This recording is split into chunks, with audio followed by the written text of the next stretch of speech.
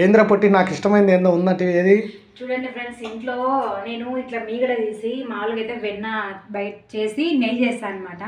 మా బావ 2 రోజుల నుంచి పాలు తీసుకొస్తున్నాడు. నిన్న మీగడ కనిపించలే, ఈరోజు మీగడ చూడండి కొంచెమే ఉంది 1/2 లీటర్ పాలకి. ఏం చెప్పాలి మా ఆయన, ఇక్కడ వచ్చేసి ఇంకా అన్నం కలిపేసి పెట్టుకున్నాడు. టిఫిన్ అయితే వద్దంట, నేను ఇదే తింటానైతే అన్నాడు. ఆల్రెడీ నేను వీడియో పోస్ట్ చేసిన కదా, మళ్ళీ ఇంకో రోజు అనమాట. నిన్న తిన్నాడు, పెరుగన్నమే బాగా అనిపించిందంట. ఎండకి బాగుంది, దోశ వద్దు ఏమొద్దు.